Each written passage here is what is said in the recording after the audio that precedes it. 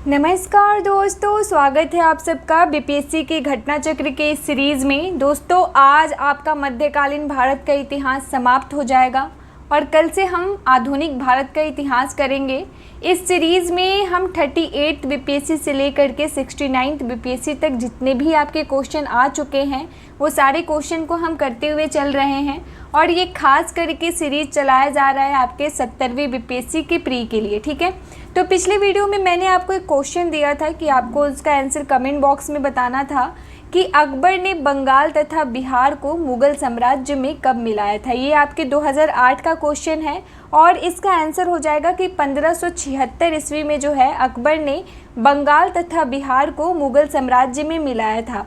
वैसे तो 1574 ईस्वी में ही बिहार पर मुग़लों का आधिपत्य हो गया था, लेकिन जो बिहार का उस वक्त का तत्कालीन शासक था दाऊद खां, वो वहाँ से बंगाल भागा और 12 मार्च 1576 ईस्वी को फाइनली टोडरमल, मुजफ्फर खां एवं हुसैन कुली खां ने मिलकर दाऊद को पूर्णतः पराजित किया और इसके बाद से 1576 ईस्वी में बंगाल तथा बिहार को पूर्ण रूप से मुग़ल साम्राज्य में मिला लिया गया। इसीलिए आंसर आपका 1576 हो जाएगा। ठीक है, ऑप्शन में 1572 और 74 दोनों दिया हुआ है, तो आपको वहाँ पे नहीं करना है वो चीज़ें। ठीक है, तो चलिए शुरू करते हैं आज का वीडियो। पहला क्वेश्चन है हमारा कि मध्यकाल में जो है वो बटाई शब्द का अर्थ क्या होता था। ऑप्शन ए धार्मिक कर, बी लगान निर्धारण का तरीका, सी धन कर और डी संपत्ति कर।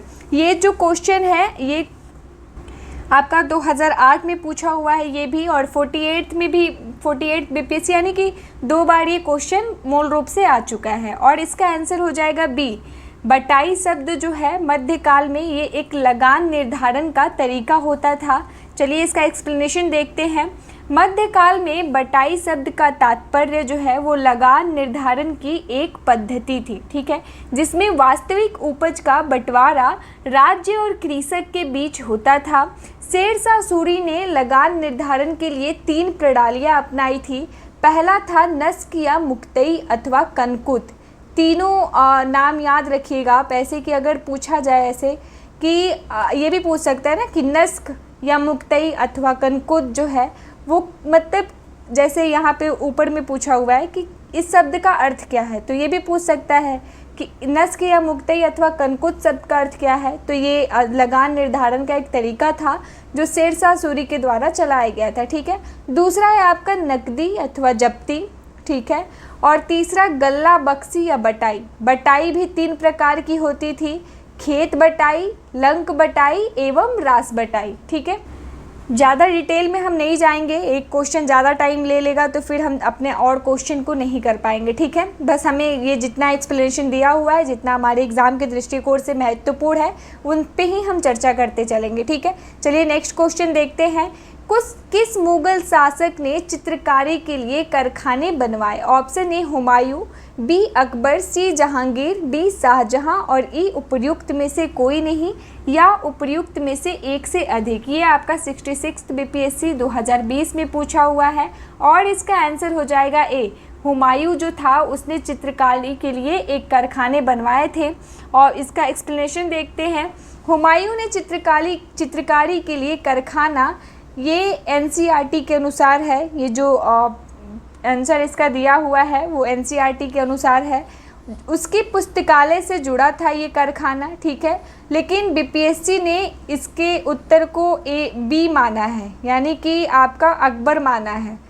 तो ऐसे क्वेश्चन को तो छोड़ ही देते हैं, मतलब कोई मतलब नहीं बनता, क्योंकि और नहीं तो कभी एलिमिनेट कर देता है बीपीएससी उस क्वेश्चन को ही, अगर ऐसा कुछ कंफ्यूजिंग वाला होता है, नहीं तो अपना आंसर ही चेंज कर देता है। तो ये मतभेद वाला क्वेश्चन है, छोड़िए इसको डिस्कस नहीं करते। ठीक है, नेक्स्ट क्वेश्चन है कि दास्तान अमीर हमजा का चित्रांकन किसके द्वारा किया गया है। Option A Abdul Samad, B Mansur है, सी मीर सैयद अली और डी है आपका अबुल हसन। ये क्वेश्चन आपका 2004 और 5 में भी पूछा हुआ है और इसका आंसर कंफ्यूजिंग है, मतलब कंफर्म नहीं किया है बीपीएससी ने। देखते हैं इसका एक्सप्लेनेशन, यानी कि कोई नहीं इसमें दिया हुआ है। जितने ऑप्शन दिए हुए हैं दास्ताए हमीर हमजा का चित्रांकन इनमें से कोई नहीं किया है, ठीक है। अकबर ने अनेक ग्रंथों को चित्रित करवाया था, इसमें सर्वप्रथम दास्ताए अमीर हमजा है। अकबर ऑप्शन में था हमारे, अकबर ऑप्शन में नहीं था, तो इसका आंसर हो जाएगा अकबर, मतलब दास्ताए अमीर हमजा का चित्रांकन करवाया था, जो हमारे ऑप्शन में नहीं दिया हुआ है, ठीक है। यह हुमायूं के काल में चित्रित होना आरंभ हुआ और अकबर के शासनकाल में पूर्ण हुआ। बदायूं की और शाह नवाज खां के अनुसार इसे तैयार करने में लगभग 15 वर्ष लगे थे और पहले सैयद अली तथा बाद में अब्दुशत की देखरेख में प्रायः 50 चित्रकारों ने इसे तैयार करने में हिस्सा लिया और इसमें करीब जो है 1400 चित्र हैं। सभी चित्र 27x20 आकार वाले असामान्य रूप से लंबे चौड़े फोलियो के एक तरफ चिपकाए हुए थे और यह ग्रंथ जो है वो फारसी नायक अमीर हमजा, जिनको जो मोहम्मद साहब के चाचा थे, के वीरतापुर कारनामों का उल्लेख करता है, ठीक है। तो नेक्स्ट क्वेश्चन देखते हैं। आई थिंक ये इसमें ज़्यादा कुछ आप याद, क्योंकि ये भी आई थिंक मतभेद वाला ही क्वेश्चन है, बस ये याद रखिएगा आप कि दास्ताए अमीर हमजा अकबर के द्वारा चित्रित करवाया गया था, ठीक है। इतना पढ़ने की आपको ज़रूरत नहीं है। और अगर आपको इस वीडियो का PDF चाहिए तो डिस्क्रिप्शन में लिंक दिया हुआ है, आप वहाँ से जाकर सीधे डाउनलोड कर सकते हैं, ठीक है। नेक्स्ट क्वेश्चन है कि यूरोपीय चित्रकारी का प्रवेश किसके दरबार में हुआ। Option A Humayun, B Akbar, C Jahangir और डी शाहजहां और ई है उपर्युक्त में से कोई नहीं या उपर्युक्त में से एक से अधिक। ये क्वेश्चन आपका 2017 में पूछा हुआ है, यानी कि 63rd BPSC में, और इसका आंसर हो जाएगा बी। यूरोपीय चित्रकारी का प्रवेश जो है वो अकबर के दरबार में हुआ। अकबर के दरबार में यूरोपीय चित्रकला का प्रवेश पुर्तगालियों के माध्यम से हुआ, पुर्तगालियों के माध्यम से, ठीक है, जिनसे मुगल चित्रकारों ने 2 विशेषताएं ग्रहण की थी। एक पहला था कि व्यक्ति विशेष का चित्रण किया जाने लगा और दूसरा दृश्य में आगे दिखने वाली वस्तुओं को छोटे आकार में बनाना। अगर कला संस्कृति आप पढ़ेंगे तो आप इन सब के बारे में जान जाएंगे कि मध्यकालीन भारत का जो कलाकृति था वो कैसे अन्य शैलियों से भी प्रभावित हुआ था और उसमें कैसे बदलाव हुए, ठीक है। चित्रकला का विकास जो है वो हुमायूं के शासनकाल में प्रारंभ हुआ। अकबर के शासनकाल में यूरोपीय चित्रकला का प्रभाव जो है मुगल चित्रकला शैली पर देखा जा सकता है और अकबर के दरबार में मिस्किन एक यूरोपीय शैली का चित्रकार था। तो अगर आपसे पूछता है कि मिस्किन किसके दरबार में रहता था, तो अकबर के दरबार में रहता था और वो एक यूरोपीय शैली का चित्रकार था। अकबर के समय दसवंत भी अग्रणी चित्रकार था। जहांगीर के शासनकाल में मुगल चित्रकला का स्वर्ण युग कहा जाता है। ये तो बहुत ही कॉमन क्वेश्चन है, आप ये भी याद रखिएगा कि दसवंत, मिस्किन, इन दोनों का नाम याद रखिएगा, आगे आपको हेल्प करेगा, ठीक है। नेक्स्ट क्वेश्चन देखते हैं। दसवंत और वशावन प्रसिद्ध चित्रकार मुगल सम्राट के राज दरबारी थे। Option A Akbar, B Jahangir, C Shahjahan, D Aurangzeb और ई उपर्युक्त में से कोई नहीं या उपर्युक्त में से एक से अधिक। देखें आप, जैसे हमने एक्सप्लेनेशन पढ़ा वही क्वेश्चन है आपका, बस शब्दों में थोड़े बहुत फेरबदल कर दिया है और आपको पूछ दिया है 2016 में। ये 2017 का क्वेश्चन था, यानी कि 2017, और ये आपका 2016 का क्वेश्चन था। इसीलिए कहा जाता है कि जो भी PCS एग्ज़ाम आप दे रहे हो एक बार उसका घटना चक्र जरूर करके जाओ, ठीक है। तो इसका ऑब्वियस सी बात है आंसर होगा अकबर। चलिए एक्सप्लेनेशन देखते हैं। दसवंत और वशावन अकबर कालीन चित्रकार थे और दसवंत जो एक कहार का बेटा था, उसके काम से अकबर इतना प्रभावित हुआ था कि उसे अपने समय के अग्रणी चित्रकार बनने में सहयोग किया, किंतु बाद में यह महान चित्रकार जो है वो मानसिक रूप से विक्षिप्त हो गया और 1584 ईस्वी में इसने आत्महत्या कर ली।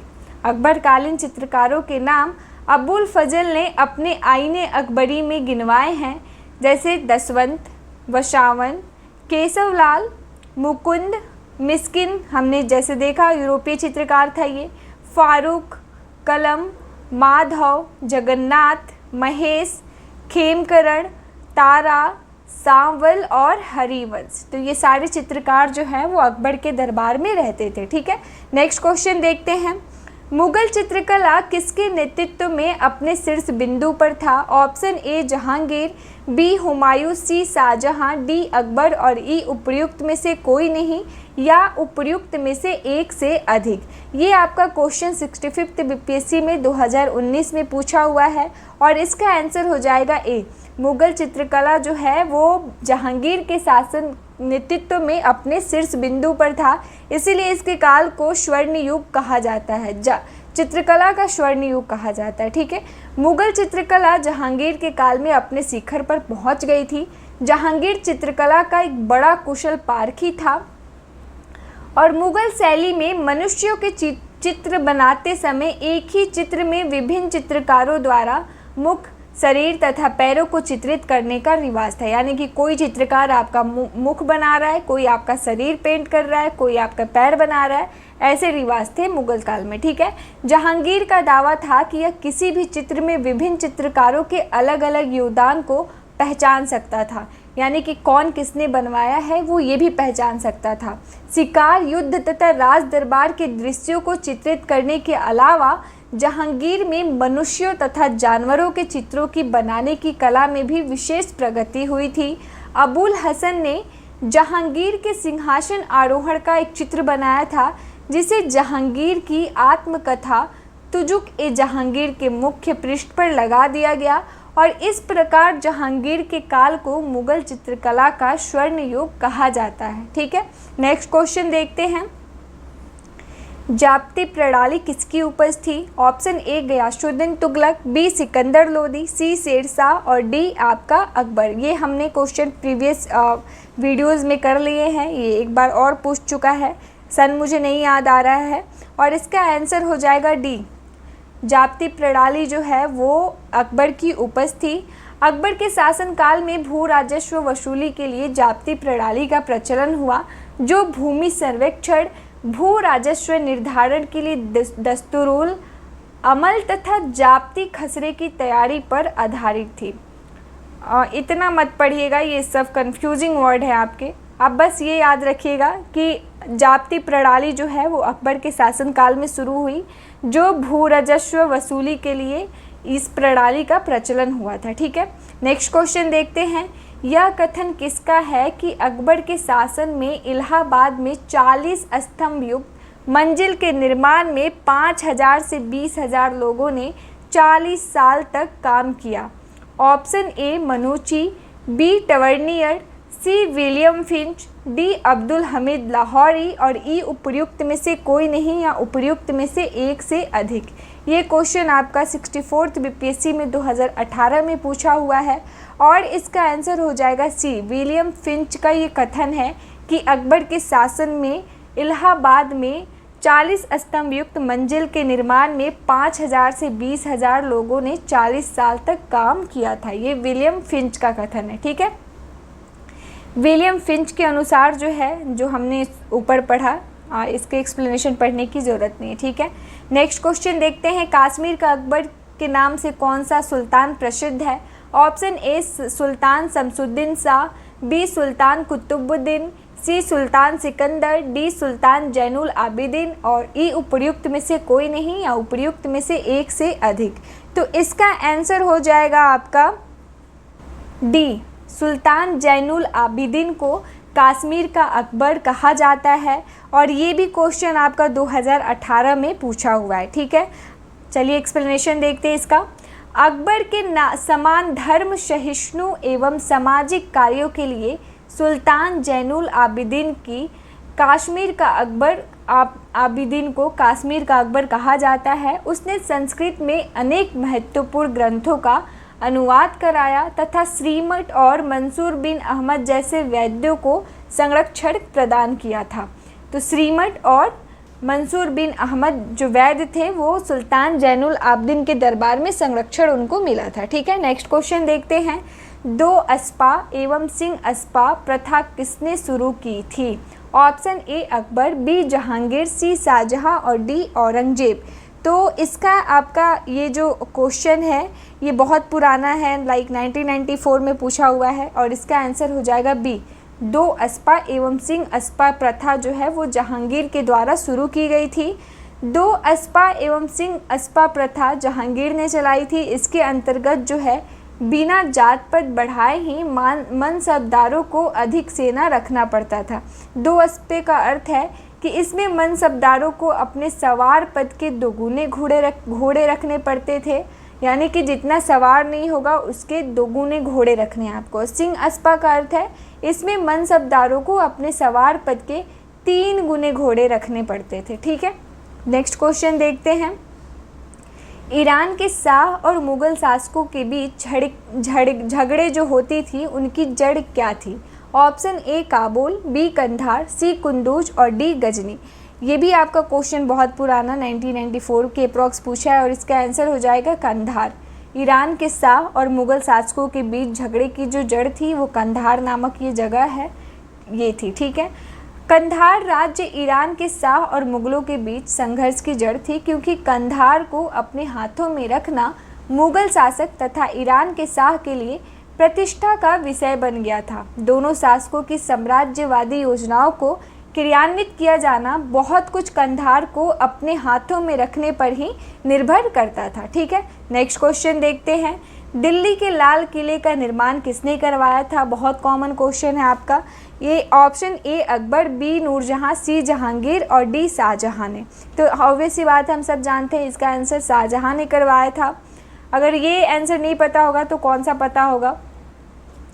अकबर के फतेहपुर सिकरी की भांति ही शाहजहां ने दिल्ली में अपने नाम पर शाहजहानाबाद नामक एक नगर की स्थापना 1638 ईस्वी में की तथा यहाँ अनेक सुंदर एवं वैभवपूर्ण भवनों का निर्माण कर उसे सुसज्जित करने का भी प्रयास किया। ठीक है, शाहजहांबाद के भवनों में लाल किला सबसे प्रमुख है। चतुर्भुजाकार यह किला लाल बलुआ पत्थर से निर्मित होने के कारण लाल किला के नाम से प्रसिद्ध है और इसका कार्य जो है वो 1648 ईस्वी में पूर्ण हुआ। अगर कभी आप जाओगे लाल किला देखने तो बिल्कुल ऐसे जितने पत्थर लगे हैं उसमें वो बिल्कुल लाल नज़र आता है और एक प्राचीन धरोहर है हमारे इतिहास का, क्योंकि यहाँ पे आप अगर जाके देखते हो अंदर तो जो वहाँ पे म्यूज़ियम है, जो शाहजहाँ की गद्दी है, ये सारे दृश्य काफ़ी मतलब मुग्ध करने वाले हैं। ठीक है, और काफ़ी कुछ जानकारी आपको मिल सकती है। बहादुर शाह जफ़र का ऊपर का जो कोट पहनता था वो, उसकी वाइफ का जो घाघरा वगैरह वो सब अभी उस म्यूज़ियम में पड़ा हुआ है, तो आप कभी जाके विज़िट कीजिएगा यहाँ पे। इस किले के पश्चिम द्वार का नाम जो है वो लाहौरी दरवाज़ा एवं दक्षिण द्वार का नाम जो है वो दिल्ली दरवाज़ा है। ठीक है, यह सुंदरता तथा शोभा में अनोखा है तथा संभवतः विश्व में अतुल्य है, इसीलिए जब भी आपको मौका मिले लाल किला एक बार ज़रूर जाइएगा। ठीक है, नेक्स्ट क्वेश्चन देखते हैं। निम्नलिखित में से किस इतिहासकार ने शाहजहाँ के शासनकाल को मुगल काल का स्वर्ण युग कहा है? Option A V A. Smith, B Jain Sarkar, C L Srivastava और डी उपर्युक्त में से कोई नहीं। इसका आंसर हो जाएगा सी। एल श्रीवास्तव ने शाहजहाँ के शासनकाल को मुगल काल का स्वर्ण युग कहा है। क्यों कहा है चलिए जानते हैं। डॉक्टर एल श्रीवास्तव ने अपनी पुस्तक मुगल कालीन भारत, यहाँ से एक और जानकारी मिल गई, मुगल कालीन भारत किसकी रचना है? तो डॉक्टर एल श्रीवास्तव की रचना है।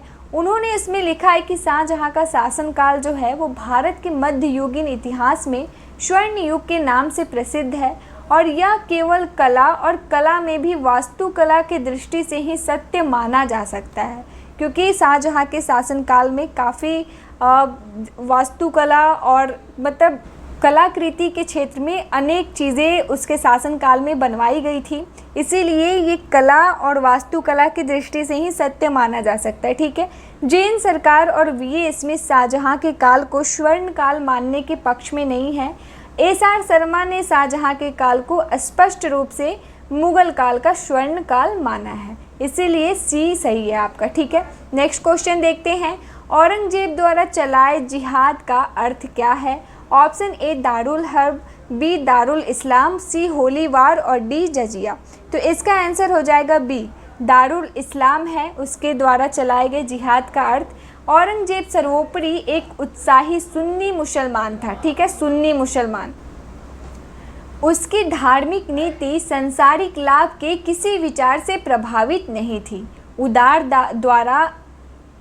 उदार दारा के विरुद्ध सुन्नी कट्टरता के समर्थक के रूप में राज सिंहासन प्राप्त करने वाले की हैसियत से उसने कुरान के कानून को कठोरता से लागू करने का प्रयत्न किया था और इस कानून के अनुसार प्रत्येक धार्मिक मुसलमान को अल्लाह की राह में मेहनत करनी चाहिए, या दूसरे शब्दों में तब तक गैर मुसलमानी देशों जिनको दारुल हर्ब के नाम से जाना जाता था उनके विरुद्ध जो है धर्म युद्ध यानी कि जिहाद करना चाहिए, जब तक कि वे इस्लाम के राज्य यानी कि दारुल इस्लाम के रूप में परिवर्तित नहीं हो जाते।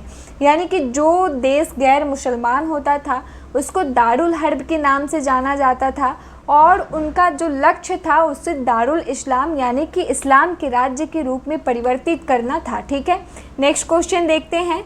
पटना में किस सिख गुरु का जन्म हुआ था? Option A Nanak, B Tegh Bahadur, C Hargobind और डी गोविंद सिंह। ये क्वेश्चन आपका 2 बार पूछा है, 56 और 59 बीपीएससी 2015 में भी पूछा है। ठीक है, तो इसका आंसर हो जाएगा डी। हम सबको पता है कि पटना में जो है वो गोविंद सिंह का जन्म हुआ था। गुरु गोविंद सिंह सिखों के 10वें गुरु थे और इनका जन्म 1666 ईस्वी में पटना यानी कि बिहार में हुआ था, जबकि मृत्यु जो है 7 अक्टूबर 1760 को नांदेड़ यानी कि महाराष्ट्र में हुई थी। तो उनके जन्म का जो सन है वो याद रखिएगा आप लोग। ठीक है, नेक्स्ट क्वेश्चन देखते हैं। मुगल प्रशासन में मुहत्सिब क्या होता था? ऑप्शन ए सेना अधिकारी, बी विदेश विभाग का मुख्य, सी लोक आचरण अधिकारी और डी है आपका पत्र व्यवहार विभाग का अधिकारी। तो इसका आंसर हो जाएगा सी, लोक आचरण अधिकारी मुगल प्रशासन में मुहत्सिब होता था। इसका काम था ये लोक आचरण अधिकारी होता था। चलिए देखते हैं एक्सप्लेनेशन में। मुगल प्रशासन में मुहत्सिब जन आचरण के निरीक्षण विभाग का प्रधान था, यानी कि लोग कैसा व्यवहार कर रहे हैं ये सब मुहत्सिब के देखरेख में होता था। ये इन सब पे लोगों के आचरण पे नज़र रखता था। उसका कार्य जो है प्रजा के आचरण को उच्च बनाए रखना था और प्रजा के आचरण को शुद्ध बनाए रखने के लिए अकबर ने नगरों में मदिरा की बिक्री तथा वेश्याओं का निवास निषिद्ध घोषित कर दिया था। वेश्याओं को नगर से निष्कासित कर एक नए स्थान पर बसाया गया और उसका नाम जो है वो शैतानपुर ही रखा गया था। ठीक है, नेक्स्ट क्वेश्चन देखते हैं। मुगल प्रशासन में मदद ए मास इंगित करता है। ऑप्शन ए चुंगी कर यानी कि टोल टैक्स, बी विद्वानों को दी जाने वाली राजस्व मुक्त अनुदत्त भूमि और सी है सैन्य अधिकारियों को दी जाने वाली पेंशन और डी है बुआई कर। तो इसका आंसर हो जाएगा आपका बी, विद्वानों को दी जाने वाली राजस्व मुक्त अनुदत्त भूमि है मदद ए मास, यानी कि ये दान में विद्वानों को दिया जाता था ये भूमि। ठीक है, मुगल प्रशासन में विद्वानों एवं धार्मिक लोगों को दी जाने वाली राजस्व मुक्त अनुदान भूमि को मदद ए मास कहा जाता था और इसे सयूर गाल भी कहा जाता था।